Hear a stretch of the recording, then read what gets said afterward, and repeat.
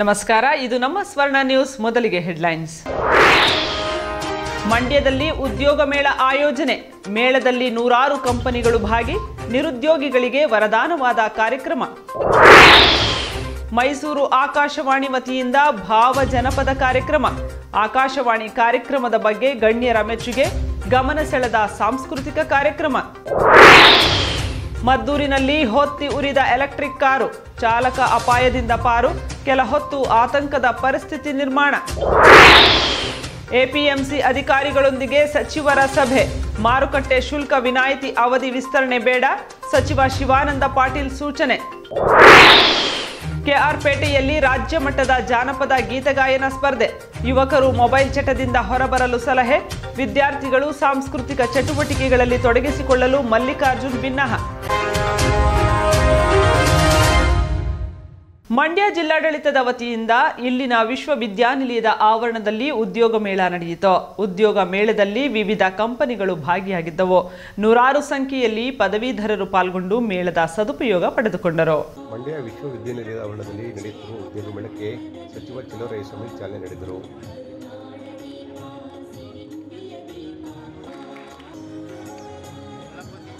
ಉದ್ಯೋಗ ಮೇಳದಲ್ಲಿ ವಿವಿಧ ಕಂಪನಿಗಳು ಭಾಗಿಯಾಗಿದ್ದವು. ಉದ್ಯೋಗ ಮೇಳದಲ್ಲಿ ನೂರಾರು ಸಂಖ್ಯೆಯಲ್ಲಿ ಯುವಕ ಯುವತಿಯರು ಪಾಲ್ಗೊಂಡು ಶಿಬಿರದ ಪ್ರಯೋಜನ ಪಡೆದುಕೊಂಡರು. ಈ ಸಂದರ್ಭದಲ್ಲಿ ಮಾತನಾಡಿದ ಸಚಿವ ಚಲುವರಾಯಸ್ವಾಮಿ, ಮುಂದಿನ ದಿನಗಳಲ್ಲಿ ಇನ್ನೂ ದೊಡ್ಡ ಮಟ್ಟದಲ್ಲಿ ಬೃಹತ್ ಉದ್ಯೋಗ ಮೇಳವನ್ನು ಆಯೋಜನೆ ಮಾಡುತ್ತೇವೆ. ಡಿಸೆಂಬರ್ ಒಳಗೆ ರಾಜ್ಯ ಸರ್ಕಾರದಿಂದ ಇದನ್ನು ಆಯೋಜನೆ ಮಾಡುತ್ತೇವೆ ಅಂತ ಹೇಳಿದರು. ಇಂದು ಸರಳವಾಗಿ ಉದ್ಯೋಗ ಮೇಳ ಆಯೋಜನೆ ಮಾಡಲಾಗಿದೆ. ಮೇಳದಲ್ಲಿ ಯುವಕ ಯುವತಿಯರು ಭಾಗವಹಿಸಿದ್ದಾರೆ. ನಿರುದ್ಯೋಗ ಸಮಸ್ಯೆ ಇರುವ ಯುವಕ ಯುವತಿಯರಿಗೆ ಇದು ಅನುಕೂಲವಾಗಬೇಕು. ನಿಮ್ಮೆಲ್ಲರಿಗೂ ಉದ್ಯೋಗ ಪಡೆದುಕೊಳ್ಳಿ ಅಂತ ಅವರು ತಿಳಿಸಿದರು. ಆದರೆ ಉಪಯೋಗ ಎಷ್ಟು ಜನಕ್ಕೆ ಆಗುತ್ತೆ ಆಗಲಿ, ಇದನ್ನು ಮುಂದೊಂದು ದಿವಸ ಸಂಪೂರ್ಣವಾಗಿ ಸರ್ಕಾರ, ಜಿಲ್ಲಾಡಳಿತ ದೊಡ್ಡ ಪ್ರಮಾಣದಲ್ಲಿ ಈ ವರ್ಷದೊಳಗಡೆ ಒಂದು ಉದ್ಯೋಗ ಮೇಳವನ್ನು ಮಾಡುವಂಥ ಕಾರ್ಯಕ್ರಮವನ್ನು ಮಾಡ್ಕೋಬೇಕು ಅಂತೇಳಿ ರವಿಯವರು ಹೇಳ್ತಾ ಇದ್ದಾರೆ. ಅದನ್ನು ನಾವು ಮಾಡಬೇಕಾಗಿತ್ತು. ಮುಂದಿನ ಡಿಸೆಂಬರ್ ಒಳಗಡೆ ಒಂದು ದೊಡ್ಡ ಪ್ರಮಾಣದ 7 ತಾಲೂಕಿನ ಯುವಕರಿಗೆ ಒಂದು ಉದ್ಯೋಗ ಅವಕಾಶ ಕೊಡಿಸೋಕ್ಕಂಥ ಕೆಲಸ ಮಾಡಬೇಕು ಅಂತ ನಿರ್ಧಾರ ಮಾಡಿದ್ದೀನಿ. ಡಿಸೆಂಬರ್ ಒಳಗಡೆ ಒಂದು ದಿನಾಂಕವನ್ನು ಗುರ್ತಿ ಮಾಡಿ ದೊಡ್ಡ ಪ್ರಮಾಣದಲ್ಲಿ ಮಾಡೋಣ. ಮುಂದಿನ ದಿನಗಳಲ್ಲಿ 100ಕ್ಕೆ 100ರಷ್ಟು ಶಿಕ್ಷಣ ಕೊಡುವ ಜವಾಬ್ದಾರಿ ಸರ್ಕಾರದ ಮೇಲಿದೆ. ಎಲ್ಲರೂ ಕೂಡ ಉದ್ಯೋಗ ಪಡೆದುಕೊಳ್ಳಬೇಕು. ನಿಮ್ಮ ಜೀವನ ಒಳ್ಳೆಯದಾಗಲಿ ಅಂತ ಅವರು ಶುಭ ಹಾರೈಸಿದರು. ಇವತ್ತು 100ಕ್ಕೆ 100ರಷ್ಟು ಶಿಕ್ಷಣವನ್ನು ಕೊಡಬೇಕು ಅನ್ನೋದು ಸರ್ಕಾರದ ಆದ್ಯತೆ. ಹಾಗೆಯೇ ಅನೇಕ ಖಾಸಗಿ ಸಂಸ್ಥೆಗಳು, ಮಠಗಳು ಸಹ ಅದೇ ರೀತಿಯಲ್ಲಿ ವಿದ್ಯಾಭ್ಯಾಸವನ್ನು ಕೊಡ್ತಕ್ಕಂಥ ಚಿಂತನೆಯಲ್ಲಿ ಮಾಡ್ತಾ ಇದೆ. ಇದೆಲ್ಲವೂ ಜೊತೆಗೆ ವಿದ್ಯಾಭ್ಯಾಸದ ಜೊತೆಗೆ ನೀವು ಬುದ್ಧಿವಂತರಾಗಿ ಜ್ಞಾನವನ್ನು ಬೆಳೆಸಿಕೊಂಡು ಸ್ವಯಂ ಉದ್ಯೋಗವನ್ನು ಅನೇಕ ಸರ್ಕಾರದಲ್ಲಿ ಸೌಲಭ್ಯ ಇದೆ. ಅನೇಕ ಸರ್ಕಾರದಲ್ಲಿ ಸೌಲಭ್ಯ ಪಡ್ಕೊಳ್ಳಿಕ್ಕೆ ಅವಕಾಶ ಇದೆ. ಉದ್ಯೋಗದ ಜೊತೆಗೆ ಸ್ವಯಂ ಉದ್ಯೋಗ ಪಡ್ಕೊಳ್ತಕ್ಕಂಥ ಒಂದು ಆಸಕ್ತಿನೂ ಸಹ ನೀವು ಹೊಂದಬೇಕು. ಆವಾಗ ನಿಮ್ಮ ಕುಟುಂಬದ ಸುಧಾರಣೆಗಾಗಲಿ, ನಿಮ್ಮ ವೈಯಕ್ತಿಕ ಜೀವನಕ್ಕಾಗಲಿ ಒಳ್ಳೆಯದಾಗುತ್ತೆ ಅಂತೇಳಿ ಕಾರ್ಯಕ್ರಮದಲ್ಲಿ ಶಾಸಕ ಗಣಿಕ ರವಿಕುಮಾರ್, ಜಿಲ್ಲಾಧಿಕಾರಿಗಳಾದ ಡಾಕ್ಟರ್ ಕುಮಾರ, ಎಸ್ಪಿ ಮಲ್ಲಿಕಾರ್ಜುನ ಬಾನದಂಡಿ ಸೇರಿದಂತೆ ಅನೇಕರು ಪಾಲ್ಗೊಂಡಿದ್ದರು. ಮದ್ದೂರು ಪಟ್ಟಣದ ಮದ್ದೂರಮ್ಮ ದೇವಾಲಯದ ಮೇಲ್ಭಾಗದ ಮೈಸೂರು ಬೆಂಗಳೂರು ದಶಪಥ ಹೆದ್ದಾರಿಯಲ್ಲಿ ಎಲೆಕ್ಟ್ರಿಕ್ ಕಾರು ಹೊತ್ತಿ ಉರಿದ ಘಟನೆ ಜರುಗಿದ್ದು, ಚಾಲಕ ಅಪಾಯದಿಂದ ಪಾರಾಗಿದ್ದಾನೆ. ಮದ್ದೂರು ಪಟ್ಟಣದ ಮೈಸೂರು ಬೆಂಗಳೂರು ಹೆದ್ದಾರಿಯ ಮೇಲ್ಸೇತುವೆಯಲ್ಲಿ ಎಲೆಕ್ಟ್ರಿಕ್ ಕಾರೊಂದು ಹೊತ್ತಿ ಉರಿದ ಘಟನೆ ಜರುಗಿದೆ. ಮದ್ದೂರು ಪಟ್ಟಣದ ಮದ್ದೂರಮ್ಮ ದೇಗುಲದ ಮೇಲ್ಭಾಗದ ಮೈಸೂರು ಬೆಂಗಳೂರು ದಶಪಥ ಹೆದ್ದಾರಿಯಲ್ಲಿ ಈ ಘಟನೆ ಜರುಗಿದೆ. ಕಾರು ಹೊತ್ತಿ ಉರಿದ ತೀವ್ರತೆಗೆ 1 ಕಿಲೋಮೀಟರ್ ದೂರದವರೆಗೂ ಹೊಗೆಯು ಗೋಚರಿಸಿದ ಛಾಯೆ ಉಂಟಾಯಿತು. ಕಾರಿನಲ್ಲಿದ್ದ ಚಾಲಕ ಹೊಗೆ ಕಾಣಿಸಿಕೊಂಡ ತಕ್ಷಣ ಕಾರಿನಿಂದ ಹಿಡಿದು ಅಪಾಯದಿಂದ ಪಾರಾಗಿದ್ದಾರೆ. ಸ್ಥಳಕ್ಕೆ ಬಂದ ಅಗ್ನಿಶಾಮಕ ಸಿಬ್ಬಂದಿಗಳಿಂದ ಬೆಂಕಿ ಶಮನ ಮಾಡಲಾಗಿದೆ.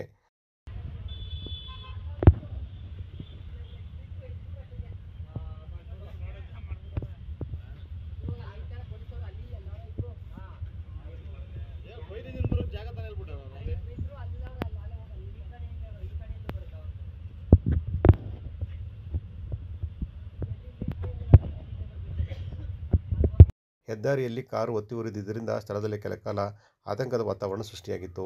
ಮದ್ದೂರು ಪೊಲೀಸ್ ಠಾಣಾ ವ್ಯಾಪ್ತಿಯಲ್ಲಿ ಪ್ರಕರಣ ದಾಖಲಾಗಿದೆ. ಈ ಘಟನೆಗೆ ಕಾರಣ ಏನೆಂದು ಇದುವರೆಗೂ ತಿಳಿದು ಬಂದಿಲ್ಲ.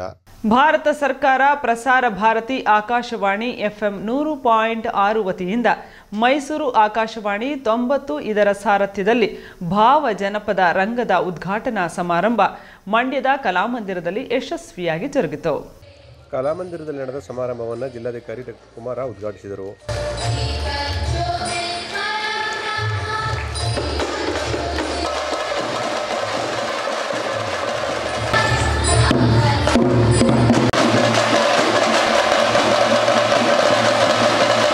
ನಂತರ ಮಾತನಾಡಿದ ಜಿಲ್ಲಾಧಿಕಾರಿಗಳು, ಆಕಾಶವಾಣಿ ವಿಶೇಷವಾಗಿ ಕಲಾವಿದರನ್ನು ಪ್ರೋತ್ಸಾಹಿಸುವ ನಿಟ್ಟಿನಲ್ಲಿ ಅತ್ಯುತ್ತಮವಾದಂತಹ ಕಾರ್ಯಕ್ರಮಗಳನ್ನು ಮಂಡ್ಯ ನಗರದಲ್ಲೂ ಆಯೋಜನೆ ಮಾಡಿದೆ.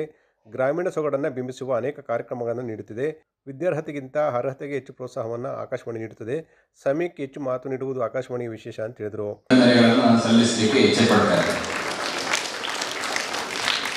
ಇವತ್ತು ನಾವೆಲ್ಲರೂ ಕೂಡ ಈಗ ತಾನೇ ನಾವು ಮಾತನಾಡ್ತಾ ಇದ್ವಿ, 1935ರಲ್ಲಿ ಮನಃಶಾಸ್ತ್ರದ ಪ್ರೊಫೆಸರ್ ಆಗಿರ್ತಕ್ಕಂಥ ಸನ್ಮಾನ್ಯ ಶ್ರೀ ಗೋಪಾಲ ಸ್ವಾಮಿಯವರು ಅವತ್ತು ಏನು ಈ ಆಕಾಶವಾಣಿಯನ್ನು ತಮ್ಮ ಸ್ವಂತ ಮನೆಯಿಂದ ಪ್ರಾರಂಭ ಮಾಡಿದರು. ಇವತ್ತು ಇಡೀ ಒಂದು ಸಮಾಜದಲ್ಲಿ ಅದರ ಒಂದು ಕೀರ್ತಿ ಹಬ್ಬಿರುವಂಥದ್ದನ್ನು ನಾವೆಲ್ಲ ಕಂಡಿದ್ದೇವೆ. ಪ್ರೀತಿಯ ಮಕ್ಕಳೆಲ್ಲರೂ ಕೂಡ ಇದ್ದೀರಾ. ಪ್ರಾಯಶಃ ನಾನು ಅಂದ್ಕೊಂಡಂಗೆ ಆಕಾಶವಾಣಿಯನ್ನು ಕೇಳದೇ ಇರುವಂಥ ವ್ಯಕ್ತಿಗಳಿಲ್ಲ, ಆಕಾಶವಾಣಿಯನ್ನು ಕಾರ್ಯಕ್ರಮಗಳನ್ನು ಒಪ್ಪಿಕೊಳ್ಳದೇ ಇರುವಂಥ ವ್ಯಕ್ತಿಗಳಿಲ್ಲ. ಪ್ರೀತಿಸುವಂಥ ಅನೇಕ ವ್ಯಕ್ತಿಗಳು ಈ ಸಮಾಜದಲ್ಲಿ ಇದ್ದಾರೆ. ಇವತ್ತು ಎಲ್ಲೋ ಒಂದು ಕಡೆ ನಮ್ಮ ತಾಂತ್ರಿಕ ಯುಗದಲ್ಲಿ, ತಂತ್ರಜ್ಞಾನದ ಯುಗದಲ್ಲಿ ಎಲ್ಲೋ ಒಂದು ಕಡೆ ಆಕಾಶವಾಣಿಗೆ ಪ್ರಾತಿನಿಧ್ಯತೆ, ಪ್ರಾಮುಖ್ಯತೆ ಮತ್ತು ಮಹತ್ವ ಕಡಿಮೆ ಆಗ್ತಾ ಬಂದಿದೆ. ನಾವೆಲ್ಲರೂ ಕೂಡ ಒಪ್ಕೊಳ್ಳೇಬೇಕು. ಆದರೆ ಒಂದು ಹೂವು ಸುಂದರವಾಗಿದೆ ಅಂತ ಹೇಳಿದ್ರೆ ಅದರ ಸೌಂದರ್ಯತೆಗೆ. ಕರ್ನಾಟಕ ಸಂಘದ ಅಧ್ಯಕ್ಷರಾದ ಪ್ರೊಫೆಸರ್ ಜಯಪ್ರಕಾಶ್ ಕೂಡ ಮಾತನಾಡಿ, ಮನೆಯಲ್ಲಿ ಪ್ರಾರಂಭವಾದ ಆಕಾಶವಾಣಿ ಇಂದು ದೊಡ್ಡ ಸಂಸ್ಥೆಯಾಗಿ ಬೆಳೆದಿದೆ. ಆಕಾಶವಾಣಿ ಹಾಗೂ ದೂರದರ್ಶನ ಪರಿಚಯವಿಲ್ಲದವರು ಈ ಜಗತ್ತಿನಲ್ಲಿ ಇಲ್ಲ. ಆಕಾಶವಾಣಿ ವಿದ್ಯಾರ್ಥಿಗಳಿಗೆ ಹೆಚ್ಚು ಗಮನವನ್ನು ನೀಡಿ ಉತ್ತಮ ವೇದಿಕೆಯನ್ನು ನೀಡಿದೆ. 90 ವರ್ಷದ ನೆನಪಿನಲ್ಲಿ ಉತ್ತಮ ಕಾರ್ಯಕ್ರಮವನ್ನು ರೂಪಿಸಿದೆ ಅಂತ ಹೇಳಿದರು. ಒಂದು ಕಾಲಕ್ಕೆ ಆಕಾಶವಾಣಿ ಅಂತಂದರೆ ಎಲ್ಲರೂ ಕೂಡ ಮೈ ನವಿರೇಡಿಸ್ತಾ ಇದ್ರು. ಇವತ್ತಿಗೂ ಕೂಡ ನಮ್ಮ ಮೈ ನವಿರೇಡಿಸ್ತಾ ಇದ್ರು. ಆಕಾಶವಾಣಿಯಲ್ಲಿ ದೂರದರ್ಶನದಲ್ಲಿ ಕಾರ್ಯಕ್ರಮವನ್ನು ನೀಡೋದು ಅಂತಂದರೆ ಇವತ್ತಿಗೂ ಕೂಡ ರೋಮಾಂಚನಗೊಳ್ತಕ್ಕಂಥ ಒಂದು ಸಂದರ್ಭಗಳನ್ನು ನಾವು ಕಾಣ್ತಾ ಇದ್ದೇವೆ. ಅಂಥ ಸಂದರ್ಭದಲ್ಲಿ ನಾನು ಅನೇಕ ಸಂದರ್ಭದಲ್ಲಿ ಹೇಳ್ತೇನೆ, ವಿಜ್ಞಾನದ ಆವಿಷ್ಕಾರ ಏನಾದರೂ ಜನಸಾಮಾನ್ಯರಿಗೂ ತಲುಪಿದೆ ಅಂತ ಹೇಳೋದಾದರೆ ಭಾಳ ಮುಖ್ಯವಾಗಿ ನಮ್ಮ ವಿದ್ಯುತ್ ಶಕ್ತಿ ಮತ್ತು ಆಕಾಶವಾಣಿ ಮತ್ತು ವಿದ್ಯುತ್ ಶಕ್ತಿ, ಈ ವಿಜ್ಞಾನದ ಆವಿಷ್ಕಾರಗಳು ಜನಸಾಮಾನ್ಯರನ್ನು ತಲುಪಿದ್ದಾವೆ ಅನ್ನೋದಕ್ಕೆ ಭಾಳ ಪ್ರಮುಖವಾಗಿರ್ತಕ್ಕಂಥದ್ದು ಈ ಎರಡು ಮುಖ್ಯವಾಗಿರ್ತಕ್ಕಂಥ ಸಂಗತಿಗಳು ಅಂತ ಹೇಳಿ. ಮೈಸೂರು ಆಕಾಶವಾಣಿ ಸಹಾಯಕ ನಿರ್ದೇಶಕ ಟಿ.ವಿ. ವಿದ್ಯಾಶಂಕರ್ ಮಾತನಾಡಿ, ಸಾಮಾಜಿಕ ಮಾಧ್ಯಮದ ನಡುವೆ ಆಕಾಶವಾಣಿ ಅಲೆ ಕಡಿಮೆಯಾಗಿದೆ. ಆದರೆ ಸಾಂಪ್ರದಾಯಿಕ ಕೇಳುಗರು ಇದ್ದಾರೆ. ಯುವಕರು, ಕಲಾವಿದರಿಗೆ ಯಾವಾಗಲೂ ಅವಕಾಶ ಇದ್ದಿರುತ್ತದೆ. ಮಕ್ಕಳು ಹಾಗೂ ಪೋಷಕರು ತಮ್ಮ ಪ್ರತಿಭೆ ಅನಾವರಣಕ್ಕೆ ಅವಕಾಶ ಇದೆ ಅಂತ ಹೇಳಿದರು. ಮಂಡ್ಯ ಒಂದು ರೀತಿಯಲ್ಲಿ ರಾಜಕೀಯವಾಗಿ, ಆರ್ಥಿಕವಾಗಿ ಮತ್ತು ಸಾಂಸ್ಕೃತಿಕವಾಗಿ ತುಂಬ ಬಲಿಷ್ಠವಾದ್ದು ಮತ್ತು ಸಾಕಷ್ಟು ಚಟುವಟಿಕೆ ಇರುವಂಥದ್ದು. ಇದು ಜಾನಪದ ಕಲಾವಿದರು ಇದ್ದಾರಲ್ಲ, ಇಲ್ಲಿ ವಿಶೇಷವಾಗಿ ನಮ್ಮ ಆಕಾಶವಾಣಿಯ ಕಲಾವಿದರ ಪಟ್ಟಿಯನ್ನು ತೆಗೆದು ನೋಡ್ತಾ ಹೋದರೆ ನಾಗಸ್ವರ ಮತ್ತು ಜಾನಪದ ಕಲಾವಿದರು ಅತಿ ಹೆಚ್ಚಿದ್ದಾರೆ ಇಲ್ಲಿ. ನಂತರ ಚಾಮರಾಜನಗರ, ಎರಡು ಕ್ಷೇತ್ರಗಳ ಕಲಾವಿದರು ನಮಗೆ ಅಷ್ಟು ಇದ್ದಾರೆ. ಅಂದರೆ ಇದು ಹೇಳುತ್ತೆ ಎಷ್ಟು ಸಾಂಸ್ಕೃತಿಕವಾಗಿ ಇದು ಬಲಿಷ್ಠವಾಗಿದೆ ಅಂತ ನೋಡ್ತಾರೆ. ಹಾಗಾಗಿ ನಮಗೆ ಮಂಡ್ಯದಲ್ಲಿ ಈ ಕಾರ್ಯಕ್ರಮ ಮಾಡ್ತಿದ್ದೀವಿ ಅಂದಾಗ ನಮಗೆ ಸಾಂಸ್ಕೃತಿಕವಾಗಿ ನಮಗೆ ಹೆಚ್ಚು ಅರ್ಥಪೂರ್ಣವಾಗಿಯೂ ಆಗೋದಕ್ಕೆ ಸಾಧ್ಯ ಆಗುತ್ತೆ ಅನ್ನೋದು ನಮ್ಮ ವಿಚಾರ. ಆಮೇಲೆ ಜಿಲ್ಲಾಧಿಕಾರಿಗಳು ಹೇಳ್ತಾನೆ ಇದ್ದರು, ಈ ಸಾಮಾಜಿಕ ಮಾಧ್ಯಮಗಳು ಇವುಗಳ ನಡುವೆ ಆಕಾಶವಾಣಿ ಸ್ವಲ್ಪ ಸೊರಗಿದೆ. ಅಂದರೆ ಇದು ನಮಗೆ ಹಿರಿಯ ತಲೆಗಳಿಗೂ ಇದ್ದೇ ಇದೆ. ಅವರು ಕೇಳ್ತಾ ಇದ್ದಾರೆ, ಅವರು ಸಂಭ್ರಮಿಸ್ತಿದ್ದಾರೆ, ಸಂತೋಷ ಪಡ್ತಿದ್ದಾರೆ, ಅವರು ನಮ್ಮಲ್ಲಿ ಬಂದು ಮಾತಾಡಿಕೊಂಡು ಹೋಗ್ತಾ ಇದ್ದಾರೆ. ಮಕ್ಕಳಲ್ಲಿ ಇದು ಹೆಚ್ಚಾಗಬೇಕಾಗಿದೆ, ಯುವ ಜನತೆಯಲ್ಲಿ ಹೆಚ್ಚಾಗಬೇಕಾಗಿದೆ. ಬಹುಶಃ ಇವತ್ತು ಇಷ್ಟು ಮಕ್ಕಳು ಸೇರಿರೋದು ಇದು ಒಂದು ರೀತಿಯಲ್ಲಿ ನಮಗೆ ಇದು ಚಿಗುರೊಡೆಯೋದಕ್ಕೆ ಕಾರಣ ಆಗ್ಬೋದು ಅನ್ನೋ ಒಂದು ಆಶಯವೂ ಇದೆ. ಹಾಗಾಗಿ ಮಕ್ಕಳ ಜೊತೆಯಲ್ಲಿ ನಾವು ಕಾರ್ಯಕ್ರಮ ಮಾಡ್ತಿರೋದು, ಆಕಾಶವಾಣಿ ಥರದ್ದೆಲ್ಲ ಮಾಡುತ್ತೆ, ನಾವು ಇದರಲ್ಲಿ ಭಾಗವಹಿಸಬಹುದು ಅನ್ನೋದಿದೆಯಲ್ಲ, ಅದು ಬಹಳ ಮುಖ್ಯ. ಮೈಸೂರು ಆಕಾಶವಾಣಿ ಉಪನಿರ್ದೇಶಕ ಎಸ್ ಉಮೇಶ್ ಕಾರ್ಯಕ್ರಮದ ಅಧ್ಯಕ್ಷತೆ ವಹಿಸಿ ಮಾತನಾಡಿ, ಮಂಡ್ಯ ಬಗ್ಗೆ ವಿಶೇಷವಾದ ಬಲವಿದೆ. 90ರ ಸಂದರ್ಭದಲ್ಲಿ ಆಕಾಶವಾಣಿಯಲ್ಲಿ ಬರುವ ಕಾರ್ಯಕ್ರಮಗಳು 6 ತಿಂಗಳ ಕಾಲ ಕೇಳಿ ನಿಮ್ಮ ವ್ಯಕ್ತಿತ್ವ ಸುಧಾರಣೆಗೆ ಸಹಕಾರಿಯಾಗುತ್ತದೆ ಅಂತಂದರು. ಭಾಗಗಳಿಂದ ಬಂದು ಅವನು ಕಾದು ನಿಂತಿದ್ರಲ್ಲ, ನಮ್ಮ ಎಲ್ಲ ಸಿಬ್ಬಂದಿಗೂ ನನ್ನನ್ನು ಸೇರಿ ನಮಗೆ ಕಣ್ಣಲ್ಲಿ ನೀರು ಬಂತು. ನಾವು ಏನು ಮಾಡಿದ್ದೀವಿ ಅಂತ ನಾವು ನಮ್ಮ ಕೆಲಸ ನಿರ್ವಹಿಸಿದ್ದೀವಿ, ನಾವು ನಮಗೆ ಕೊಟ್ಟಂತಹ ಜವಾಬ್ದಾರಿಯನ್ನು ನಿರ್ವಹಿಸಿದ್ದೀವಿ, ಅವರ ಪ್ರಕಾರ ನಾವು ಬಹಳ ಚೆನ್ನಾಗಿ ಕೆಲಸ ಮಾಡ್ತಾ ಇದ್ದೀವಿ ಅಂತ ಇರಬಹುದೇನೋ. ಸಾಕಷ್ಟು ಜನ ಚೆನ್ನಾಗಿ ಕೆಲಸ ಮಾಡ್ತಾರೆ. ಆದರೆ ಒಂದು ದನಿಯನ್ನು ಕೇಳಿ ದನಿಯನ್ನು ಗುರುತಿಸಿ ಆ ಒಂದು ವ್ಯಕ್ತಿಗೆ ಗೌರವ ಕೊಡುವಂಥದ್ದು ಇದೆಯಲ್ಲ, ಇದು ಮೈಸೂರು ಆಕಾಶವಾಣಿಯಲ್ಲಿ ಮಾತ್ರ ನಾನು ನೋಡಿದ್ದು. ಅದೆಲ್ಲಕ್ಕೂ ಕೂಡ ಕಾರಣ ಈ ಚಾಮರಾಜನಗರ, ಮಂಡ್ಯ ಮತ್ತು ಮೈಸೂರು ಜಿಲ್ಲೆಯ ನಮ್ಮ ಅಭಿಮಾನಿ ಕೇಳುವರು. ಸಮಾರಂಭದಲ್ಲಿ ಮೈಸೂರು ಆಕಾಶವಾಣಿಯ ಸಹಾಯಕ ನಿರ್ದೇಶಕ ಅಬ್ದುಲ್ ರಜೀದ್, ಉಪನಿರ್ದೇಶಕರಾದ ಉಮೇಶ್, ತಾಂತ್ರಿಕ ಸಹಾಯಕ ಆನಂದನ್, ಕನ್ನಡ ಮತ್ತು ಸಂಸ್ಕೃತಿ ಇಲಾಖೆಯ ಉಪನಿರ್ದೇಶಕರಾದ ನಂದೀಶ್ ಸೇರಿದಂತೆ ಇತರರು ಉಪಸ್ಥಿತರಿದ್ದರು. ಇದೇ ಸಂದರ್ಭದಲ್ಲಿ ನಡೆದ ಸಾಂಸ್ಕೃತಿಕ ಕಾರ್ಯಕ್ರಮಗಳು ಗಮನ ಸೆಳೆದವು.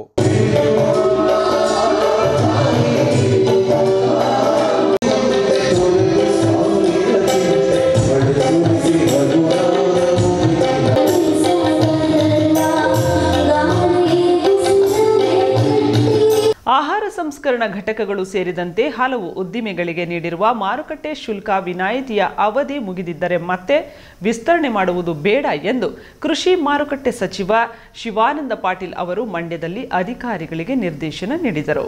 ಮಂಡ್ಯದಲ್ಲಿ ಜಿಲ್ಲೆಯ ಎಲ್ಲ ಎಪಿಎಂಸಿಗಳ ಪ್ರಗತಿ ಪರಿಶೀಲನೆ ನಡೆಸಿ ಮಾತನಾಡಿದ ಮಾರುಕಟ್ಟೆ ಸಚಿವರಾದ ಶಿವಾನಂದ ಪಾಟೀಲ್ ಅವರು, ಎಪಿಎಂಸಿಗಳನ್ನು ಸದೃಢಗೊಳಿಸಲು ಕಠಿಣ ಕ್ರಮ ಅನಿವಾರ್ಯವಾಗಿದೆ.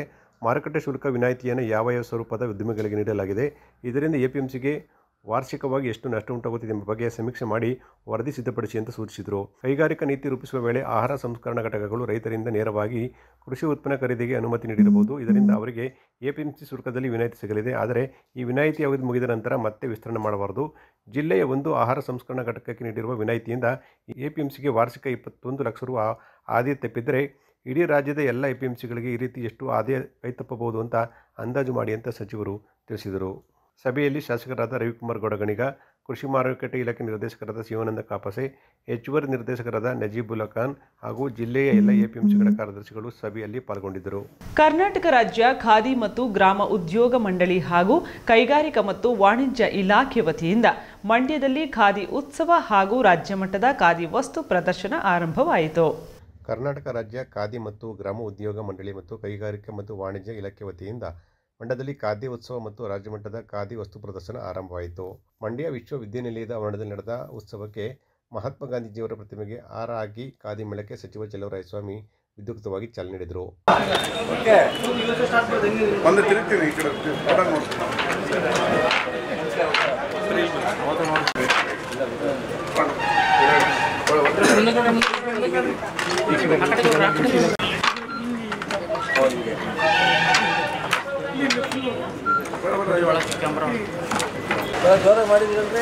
ಮಾಡೋರೆ ಮಾರ್ಕೆಟಿಂಗ್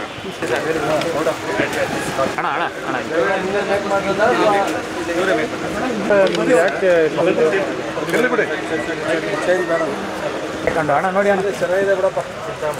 ಎಷ್ಟು ಡಿಸ್ಕೌಂಟ್ 6,000 ರೇಷ್ಮೆನಾ? ಫುಲ್ ರೇಷ್ಮೆ. ಇದು ಬಟ್ಟೆನೂ ನಾನು ಕೈಯಿಂದ ಮಾಡೋದು. ಕೈಯಿಂದ ಏನು ಬಟ್ಟೆ? ರೇಷ್ಮೆ ರೇಷ್ಮೆ.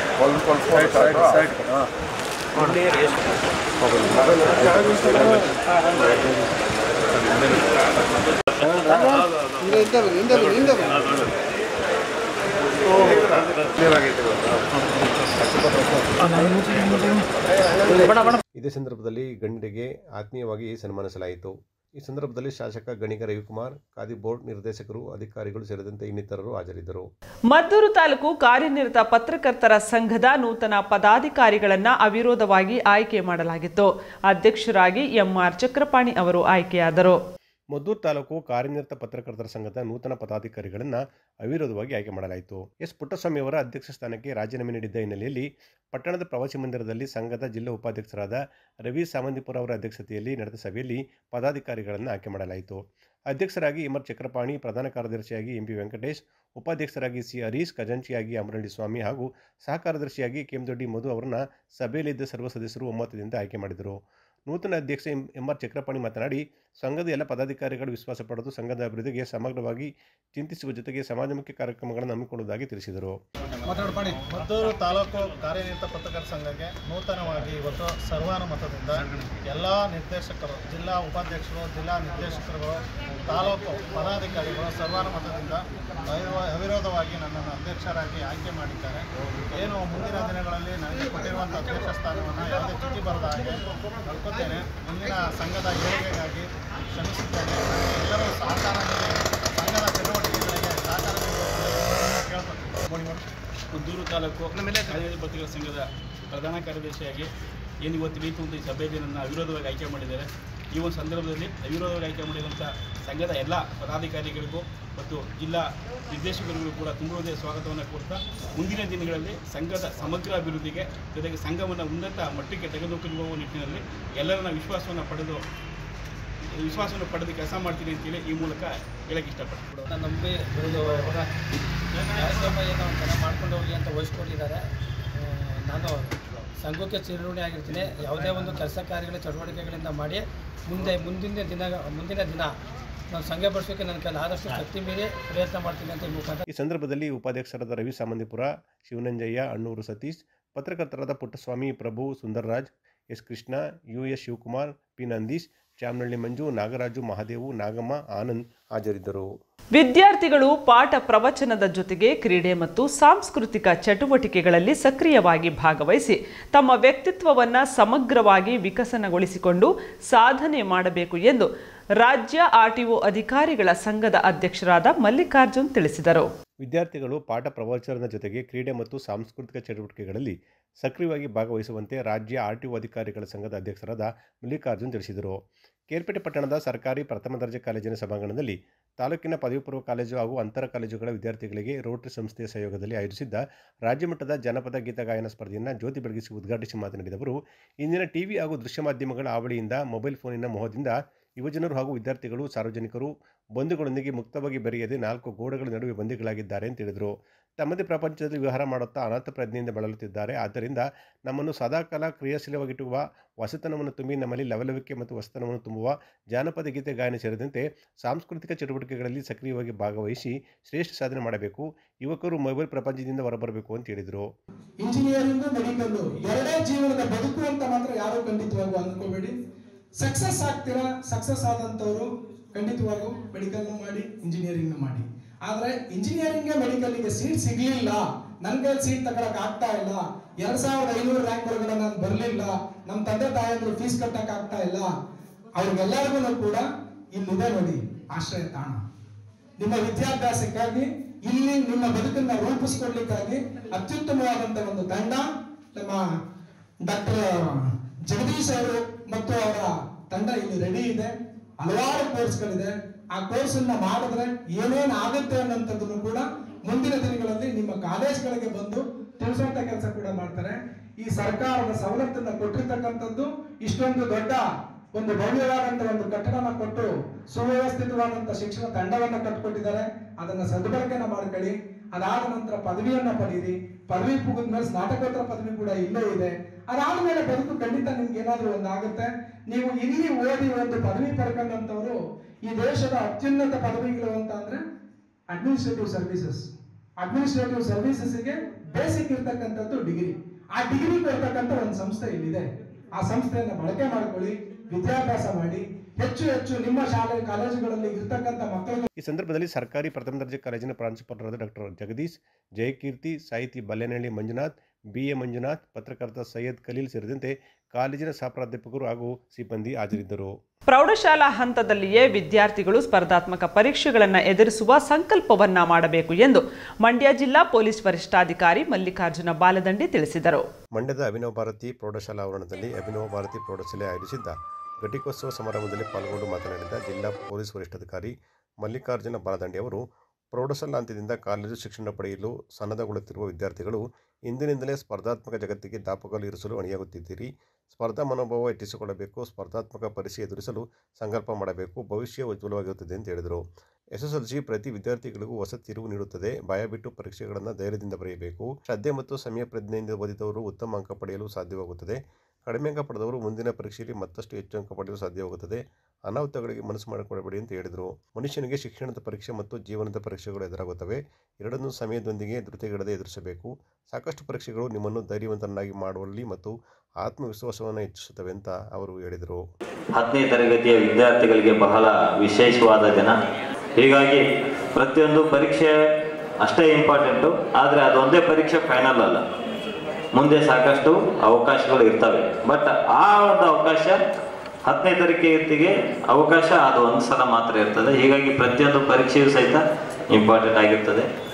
ಹೀಗಾಗಿ ನೀವು ಈ ಒಂದು ಪರೀಕ್ಷೆಯನ್ನು ಧೈರ್ಯವಾಗಿ ಎದುರಿಸಬೇಕು.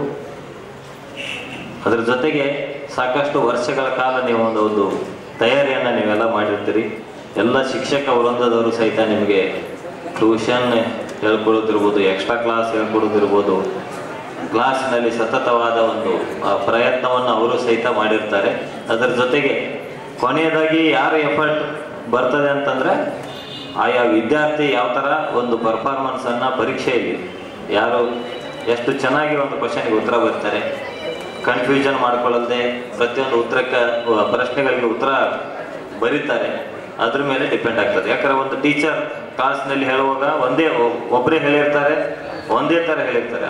ಆದರೆ 50 ಜನ ಸ್ಟೂಡೆಂಟ್ಸ್ ಇದ್ದರೆ 50 ಥರದಲ್ಲಿ ಉತ್ತರ ಬರೆದಿರ್ತಾರೆ, 50 ಥರದಲ್ಲಿ ಮಾರ್ಕ್ಸ್ಗಳು ಬರ್ತವೆ. ಹೀಗಾಗಿ ನೀವು ಎಲ್ಲರಲ್ಲಿ ಸಾಕಷ್ಟು ಸಾಮರ್ಥ್ಯ ಇದೆ, ಪ್ರತಿಭೆ ಇರ್ತದೆ.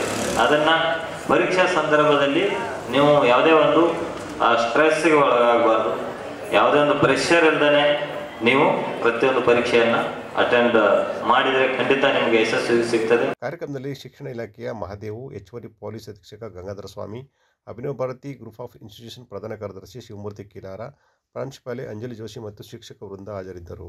ಮದ್ದೂರು ತಾಲೂಕಿನ ಆತಗೂರು ಹೋಬಳಿಯ ಚಾಮಲಾಪುರ ದೊಡ್ಡಿ ಗ್ರಾಮದಲ್ಲಿ ನೂತನವಾಗಿ ಪ್ರತಿಷ್ಠಾಪನೆಗೊಳ್ಳುತ್ತಿರುವ ಕರಿಕಲ್ಲು ಮಾರಮ್ಮ ದೇವಿಯ ಕಳಸ ಪ್ರತಿಷ್ಠಾಪನೆ ಹಾಗೂ ಕುಂಭಾಭಿಷೇಕ ಕಾರ್ಯಕ್ರಮ ಯಶಸ್ವಿಯಾಗಿ ನಡೆಯಿತು.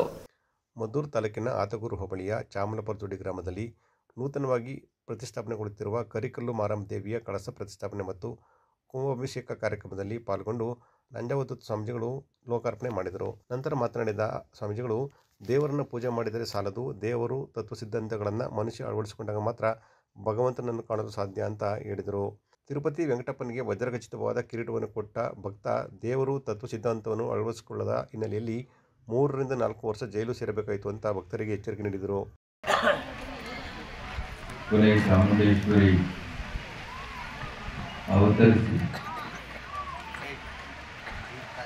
ರಕ್ತ ಬೀಜಾಸುರನ್ನು ಕೊಲ್ಲಿಕ್ಕೆ ಹೋದಾಗ ರಕ್ತ ಬೀಜಾಸುರರು ಉದಯ ಆಗ್ತಾ ಇದ್ರು.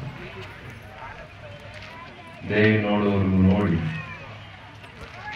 ಕೊನೆಗೆ ರಾಕ್ಷಸನ ಅಷ್ಟು ರಕ್ತವನ್ನು ತಾನೇ ಕುಡಿಸಿದ್ರು.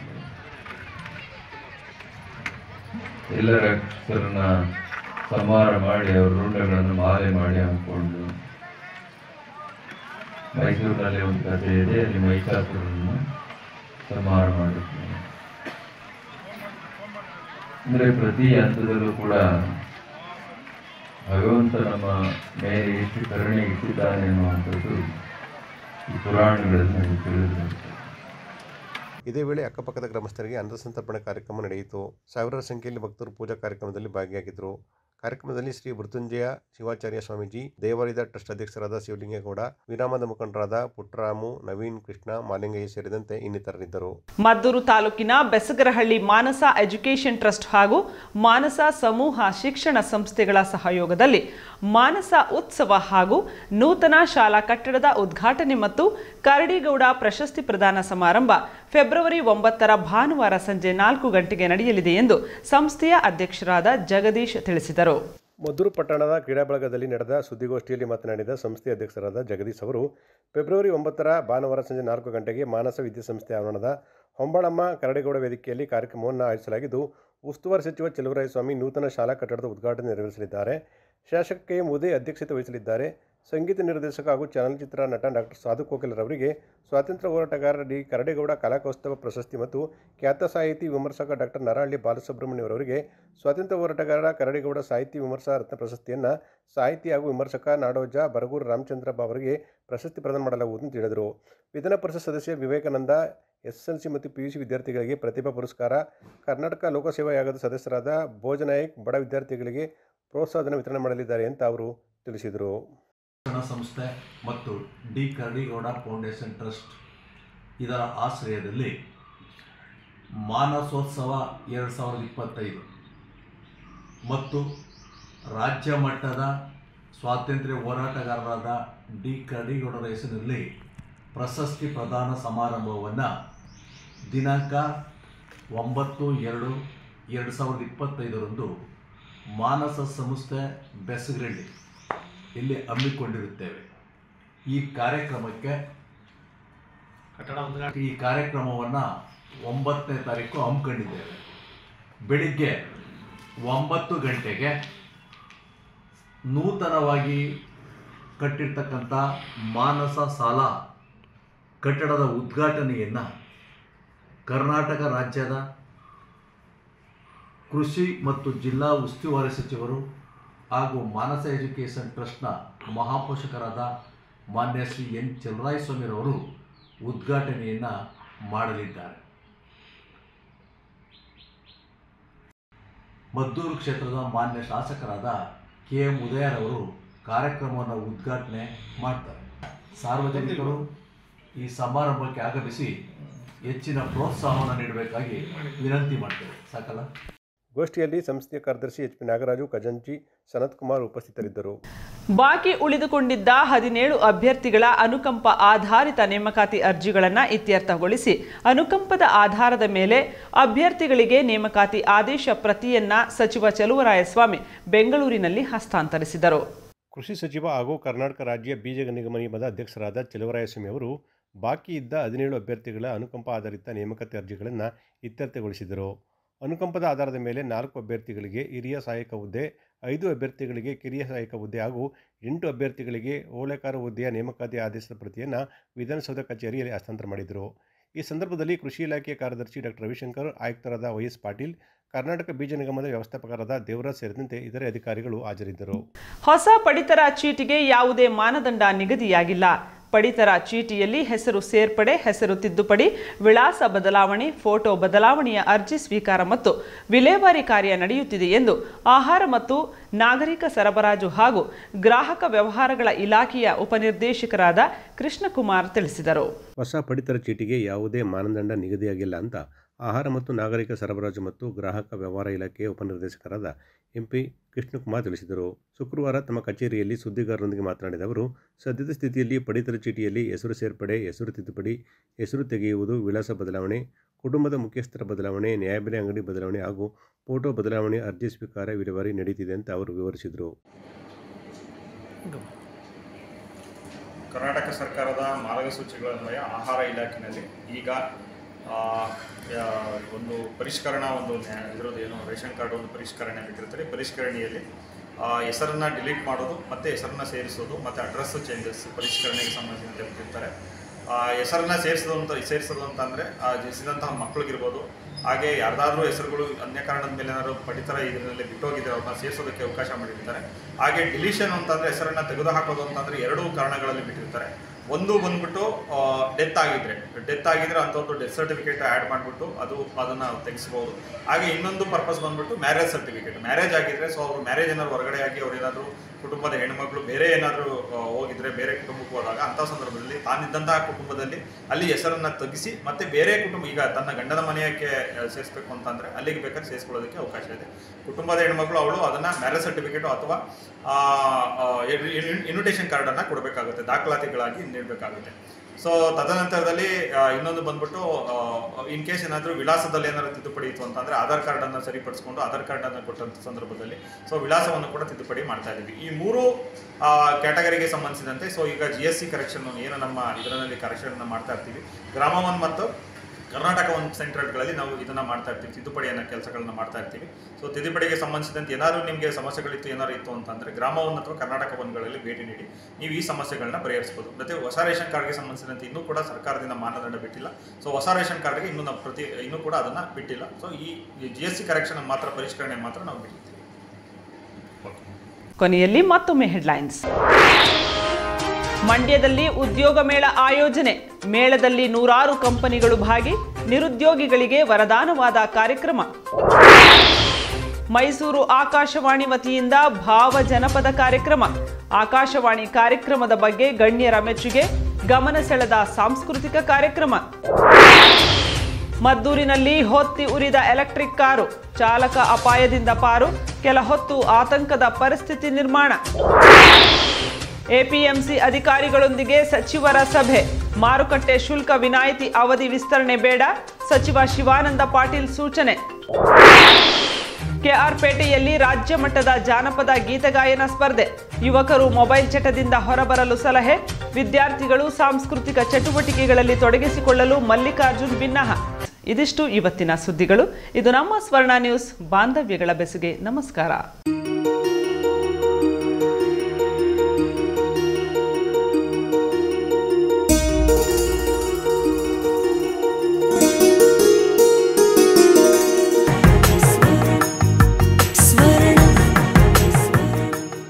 ಸ್ವರ್ಣ, ಇದು ಬಾಂಧವ್ಯಗಳ ಬೆಸುಗೆ